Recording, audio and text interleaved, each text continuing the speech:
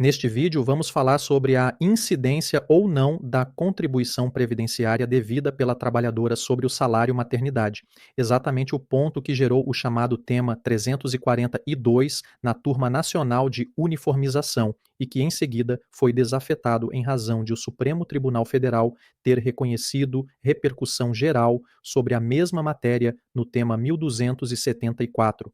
Se você é advogado ou advogada previdenciarista, isso impacta diretamente tanto a estratégia do pedido administrativo quanto a condução da tese judicial, inclusive no cálculo de eventuais restituições. Antes de começarmos, aproveite para se inscrever aqui no canal e deixar o seu like. Todos os dias, às 18 horas, publicamos conteúdos que podem transformar sua atuação prática. Agora sim, vamos direto ao ponto. Hoje, nós vamos estudar 4 blocos. Primeiro, o enquadramento constitucional e legal que sustenta a incidência ou a não incidência da contribuição da segurada no período do salário maternidade. Segundo, a distinção feita pelo Supremo Tribunal Federal entre a contribuição do empregador e a contribuição da empregada, com base no precedente de repercussão geral já julgado sobre a cota patronal e no novo tema 1274 sobre a cota da trabalhadora. Terceiro, o caminho processual percorrido pelo caso paradigma originário de Santa Catarina, que ascendeu ao Supremo e motivou a desafetação do tema 342 na Turma Nacional de Uniformização. Quarto, as consequências práticas para o contencioso e para a rotina de cálculo, inclusive prescrição, atualização pela taxa Selic e o que pedir em cada fase. Vamos começar pelo bloco 1, a moldura constitucional e legal. A Constituição da República, no artigo 195, inciso 2º, prevê a contribuição social do trabalhador e dos demais segurados, com a regra expressa de que não incide contribuição sobre aposentadoria e pensão concedidas pelo regime geral. A mesma Constituição, no artigo 201, parágrafo 7º e 11º e parágrafo 14º, trata da contagem do tempo e da inclusão de ganhos habituais na base de cálculo das contribuições, além de vedar a criação de tempo de contribuição fictício. Na legislação infraconstitucional, a Lei nº 8.212, especialmente o artigo 28, define salário de contribuição do segurado e apresenta hipóteses de exclusão, ao passo que a Lei nº 8.213, no artigo 29, parágrafo 5º, explica a repercussão do salário de contribuição na apuração do salário de benefício. É importante perceber que a controvérsia da cota da empregada se move exatamente nesse encontro entre a base constitucional do financiamento da Seguridade e a técnica de definição do salário de contribuição na lei ordinária. No bloco 2, a distinção jurisprudencial. O Supremo Tribunal Federal já julgou, sob repercussão geral, o tema 72, proclamando a inconstitucionalidade da incidência da contribuição previdenciária a cargo do empregador sobre o salário maternidade. Ali, a Corte afirmou que o salário maternidade é benefício previdenciário e não contraprestação ao trabalho, de modo que não poderia compor a folha de salários para fins da contribuição patronal. Essa tese, contudo, referiu-se exclusivamente à cota do empregador, à luz do artigo 195, inciso 1º, a linha A da Constituição. Quando diversos processos começaram a pleitear a extensão automática desse entendimento à cota da trabalhadora, o Supremo, ao apreciar o recurso extraordinário de número 1.455.643, reconheceu por unanimidade a existência de repercussão geral para discutir a constitucionalidade da contribuição a cargo da empregada sobre o salário maternidade e expressamente pontuou que a discussão não se confunde com o tema 72. Essa manifestação consta do acórdão da repercussão geral e explicita, de forma didática, que agora se examina o artigo 195, inciso 2º, que trata das contribuições dos segurados, e não mais o inciso 1º, que trata da contribuição da empresa. Esse marco é o tema 1274. Ainda nesse mesmo julgamento de repercussão geral, o voto de admissão descreve com precisão o que está em debate. a constitucionalidade da incidência da contribuição da empregada sobre o salário maternidade pago pela Previdência Social, a distinção em relação ao precedente anterior sobre a cota patronal e a forte repercussão jurídica, social e econômica do tema. O documento lista, inclusive, decisões monocráticas divergentes proferidas no próprio Supremo sobre o ponto e registra a multiplicidade expressiva de processos tratando da matéria exatamente para justificar o rito de precedentes qualificados. No bloco 3, o caminho processual que nos trouxe até aqui e levou à desafetação do tema 342 na Turma Nacional de Uniformização. O caso paradigma surgiu na Primeira Vara Federal de Jaraguá do Sul, no estado de Santa Catarina.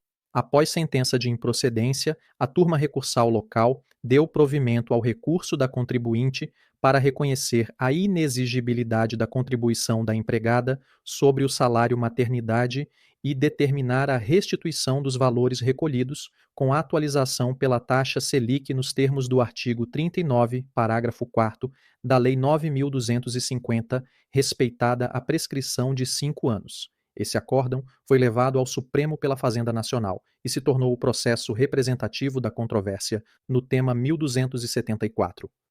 O despacho da relatora, ministra Carmen Lúcia, registra que a União sustenta a violação aos artigos 195 e 201 da Constituição, argumentando, entre outros pontos, que desonerar a empregada criaria tempo de contribuição fictício e que os ganhos habituais devem integrar a base das contribuições. O mesmo despacho remeteu vista à Procuradoria-Geral da República, marcando uma fase processual relevante. Antes disso, ainda em 2023, houve o registro formal da distribuição por determinação da Presidência do Supremo, procedimento previsto no regimento, quando a repercussão geral é reconhecida. Esse ato está documentado e confirma que, após a repercussão geral, o processo segue para julgamento de mérito por livre distribuição. Concomitantemente, a Turma Nacional de Uniformização, que havia afetado o tema 342 para uniformizar a matéria no microsistema dos juizados, acabou por desafetá-lo quando se consolidou a notícia de que o Supremo já havia reconhecido a repercussão geral no tema 1274. A lógica é simples e correta.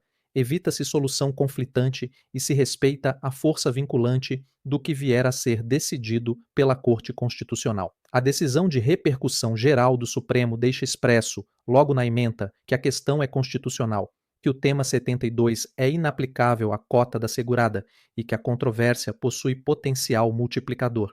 Com isso, entramos no bloco 4, que é o mais útil para a sua prática diária: como fundamentar, o que pedir e como calcular enquanto o Supremo não profere o julgamento de mérito do tema 1274. Primeiro, sobre a fundamentação. Se a sua tese for pela não incidência para a empregada, o eixo constitucional é a natureza de benefício previdenciário do salário maternidade e a falta de adequação do fato gerador ao conceito de retribuição pelo trabalho, somados à proteção reforçada à maternidade. Esse raciocínio já foi acolhido para a cota do empregador e, embora não haja identidade de fundamento constitucional, serve como vetor interpretativo de proteção social. O contraponto que você precisa dominar para enfrentar é a leitura segundo a qual a Constituição, no artigo 195, inciso 2º, só exclui aposentadorias e pensões das contribuições dos segurados não alcançando o salário maternidade, e ainda a preocupação com a vedação de tempo de contribuição fictício prevista no parágrafo 14º do artigo 201. Esses argumentos constam expressamente das razões da Fazenda Nacional no processo paradigma e devem ser enfrentados com seriedade técnica. Segundo, quanto à jurisprudência em conflito. Em nível regional, especialmente no sul do país, houve decisões afirmando a incidência da cota da empregada para preservar a coerência do sistema de cálculo do salário de benefício e do tempo de contribuição. Outras decisões, como a da turma recursal catarinense, do caso Paradigma, afirmaram a não incidência e determinaram restituição. O reconhecimento da repercussão geral pelo Supremo justamente aponta esse cenário de decisões díspares e a necessidade de solução uniforme. Terceiro, o que pedir processualmente. No juizado especial, o pedido costuma combinar a declaração de inexistência de relação jurídico-tributária para afastar a contribuição da segurada sobre o salário maternidade e a consequente repetição do indébito relativo aos últimos 5 anos, com atualização pela taxa Selic desde cada recolhimento. Esse roteiro foi exatamente o que a turma recursal catarinense acolheu no paradigma, inclusive nomeando a taxa Selic com base no artigo 39, parágrafo 4º da Lei 9.250. Na petição inicial e nas razões recursais, vale transcrever a tese constitucional e enfrentar os dispositivos da Constituição invocados pela União, mostrando que a proteção à maternidade, a isonomia e a coerência do sistema de benefícios não autorizam exigir contribuição sobre um período de afastamento em que não há contraprestação laboral. Quarto, como proceder diante do sobrestamento. Uma vez que a repercussão geral foi reconhecida, é comum que os processos sobre o tema sejam sobrestados até o julgamento de mérito.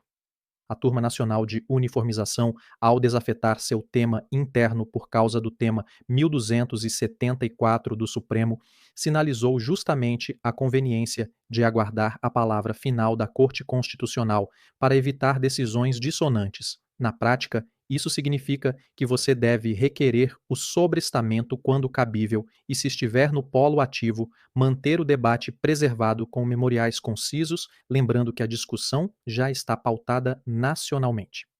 Quinto, olho nas movimentações do processo paradigma. Há registro de distribuição e de determinação da presidência, encaminhando o feito para julgamento de mérito após a repercussão geral. Há despacho da relatora determinando vista urgente à Procuradoria-Geral da República. Há o termo de vista expedido pela Secretaria Judiciária. E, já em 2024 e 2025, constam entradas relevantes como manifestações do Ministério Público e petições de amici curiae, além de conclusões ao relator. Esses marcos processuais confirmam que o tema está vivo e em andamento, e reforçam a necessidade de manter nos casos concretos pedidos de sobrestamento e de aplicação automática da futura tese. Sexto, impacto prático no cálculo do benefício e na estratégia de prova. Quem sustenta a incidência costuma alegar que, sem contribuição, não haveria como contar o período de licença para fins de tempo de contribuição, nem como aproveitar o valor do salário maternidade na composição do salário de contribuição.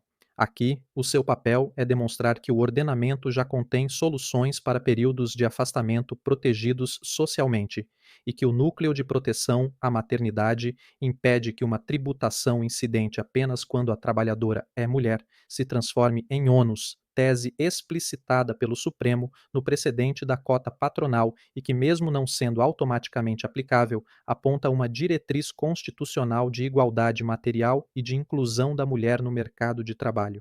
Ao mesmo tempo, é essencial indicar como o Instituto Nacional do Seguro Social deve considerar esse período no cálculo dos futuros benefícios, sob pena de efeito antiprotetivo. Essa argumentação aparece de forma robusta nos fundamentos que distinguiram a cota do empregador e fundamentam agora a necessidade de examinar a cota da empregada à luz do artigo 195, inciso 2º. Sétimo, prescrição e atualização. Nos pedidos de repetição do indébito, respeite a prescrição quinquenal, conte a partir de cada recolhimento e peça a atualização pela taxa Selic a partir do pagamento indevido, sem cumulação com outros índices, como já reconhecido no acórdão paradigma que motivou o recurso extraordinário. Esse detalhamento deve constar de forma clara na peça e na planilha. Oitavo, postura processual até o julgamento final. Enquanto o mérito do tema 1274 não for julgado, recomendo duas linhas de atuação. A primeira é preservar a tese com fundamentação completa, enfrentando o texto constitucional e a legislação infraconstitucional e demonstrando a distinção em relação ao tema 72.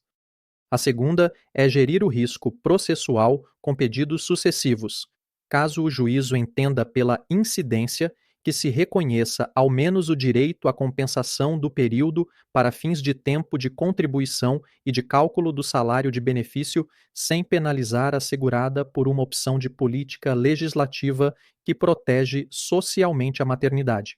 Para fechar, sintetizo as mensagens principais que você levará para o seu processo e para a orientação dos seus clientes. Primeiro, a contribuição da empregada sobre o salário maternidade é tema constitucional específico e distinto da contribuição do empregador. Segundo, o Supremo reconheceu a repercussão geral e conduzirá a decisão vinculante no tema 1274. Por isso, processos podem e devem ser sobrestados e a Turma Nacional de Uniformização já desafetou o seu tema correspondente, o 342, para evitar conflito. Terceiro, enquanto o mérito não é definido, mantenha a tese viva, resguarde a prova documental dos recolhimentos e prepare o cálculo da repetição com correção pela Selic e prescrição de 5 anos, sem esquecer de articular a compatibilidade dessa solução com a proteção constitucional à maternidade, à família e à igualdade de gênero. Eu sou Marcos Krieger Filho, professor de Direito Previdenciário, e te convido a aprofundar esse e outros temas no meu curso completo, que está na descrição deste vídeo. Se este conteúdo ajudou, deixe seu like e compartilhe com colegas previdenciaristas. Siga também o perfil no Instagram, deutore.krieger.adv. Nos vemos amanhã às 18 horas com mais conteúdo para elevar a sua prática.